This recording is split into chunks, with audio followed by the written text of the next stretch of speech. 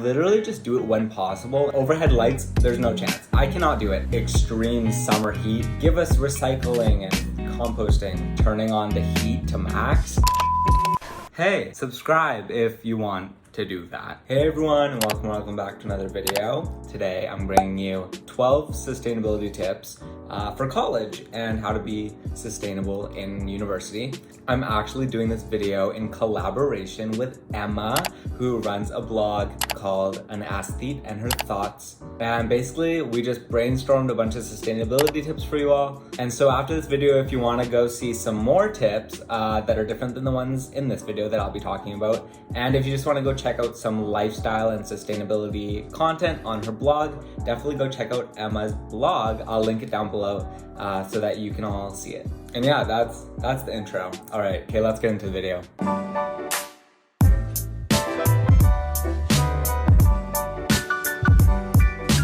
I got my iced coffee. You thought I forgot about it? No.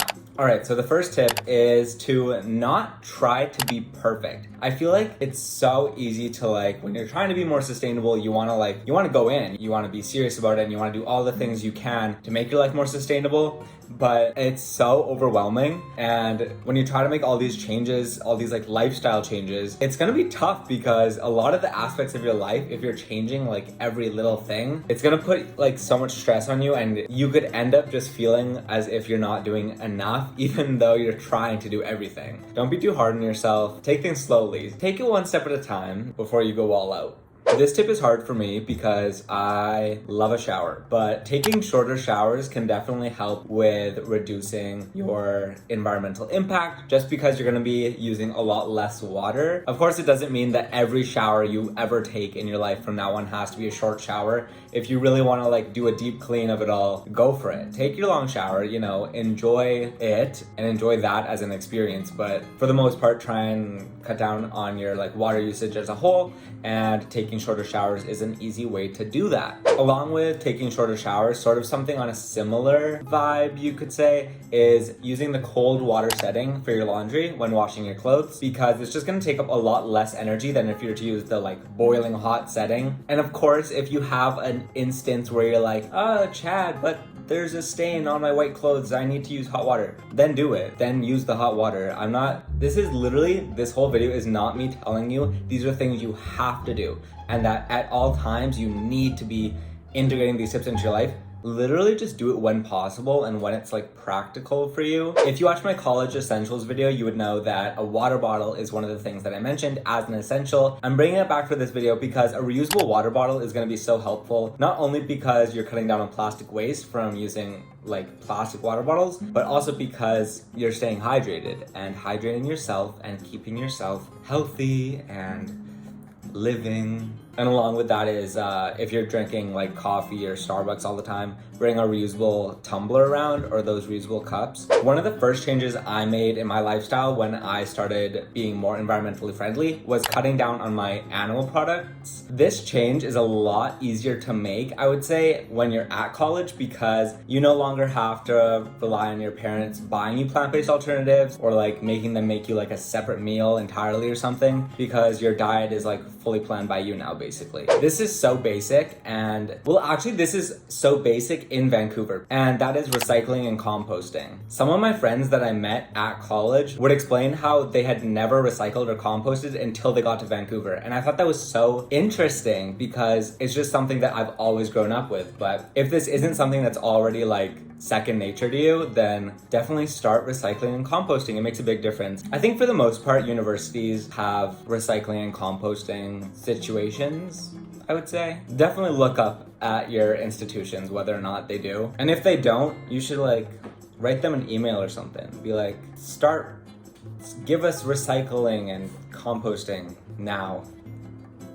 Maybe that would work. Literally just send that email. Even if you do it from an anonymous account, I don't know, be I'm a student of this college and I think it is embarrassing that we do not do this, or something like that. That would be such a cool thing to do. Imagine you are the reason why your school composts and recycles now. Just saying. This next tip is for people who commute to college. If you do commute, try and think of more sustainable ways of getting to school. So things like biking, walking if possible. like if it's not like an hour-long walk. Taking public transit and even carpooling, that could be a good option if you do need to take a car. I think an important thing to remember overall, like just for like living in general, not even about like sustainability, is just be conscious of everything you're consuming, whether it's clothes or food or whatever. When you actually like take time to think about the things that you're consuming, you can first of all save money by being like, I really don't need this. Or you can make choices that you won't regret later on. So like when it comes to consuming clothes and like fashion, obviously fast fashion is a big issue, but sometimes it's just the most affordable option. And so what I like to do is when I get a fast fashion piece, don't treat it like it is fast fashion. Wear it often and don't just wear it like on one occasion. This next tip is one of my favorite things. I think it's so awesome because it's such an easy way to educate yourself about sustainability and stuff in college, is literally taking a sustainability course. Depending on your university, there's probably different types of sustainability courses, like whether it's an intro course, whether it's focused on consumerism, and definitely just like look around, see the options you have, and take one that's interesting to you, because it could definitely open your eyes to different perspectives and could just be something that's fun for you. Along with that, you could like join sustainability clubs, sort of just like surround yourself with like-minded people. If possible, I would definitely recommend trying to switch from paper to electronic note-taking, and also like instead of physical textbooks, using electronic textbooks.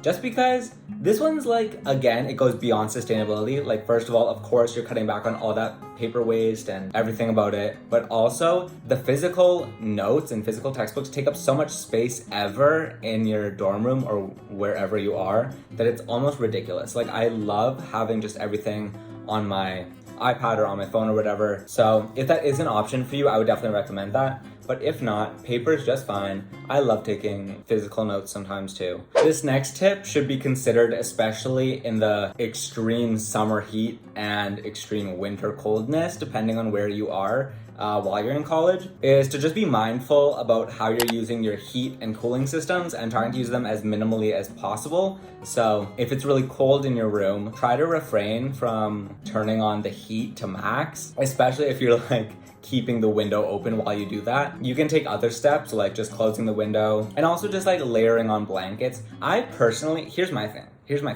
I like a cold room. I love the feeling of being under like 4 different blankets. I think it's so comforting. But then in the reverse, if it's like a super hot room in the summer, you can do things like getting a fan. A fan definitely uses less energy than a whole air conditioning system. And the last tip that will be shared in this video is to turn off lights when you can. Personally, I don't even love an overhead light. Like overhead lights, there's no chance. I cannot do it. Something about them make me feel ill. I need to have a different source of lighting. Like I need like a lamp or LED lights, anything but overhead lights.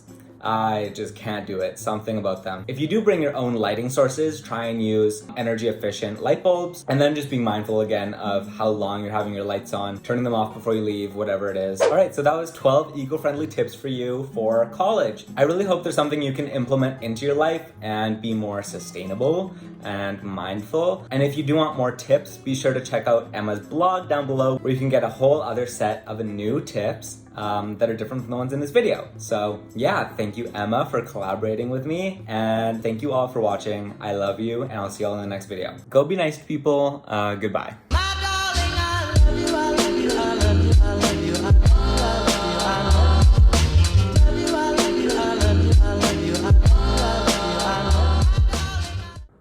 Ugh, yuck, I can't with overhead lights.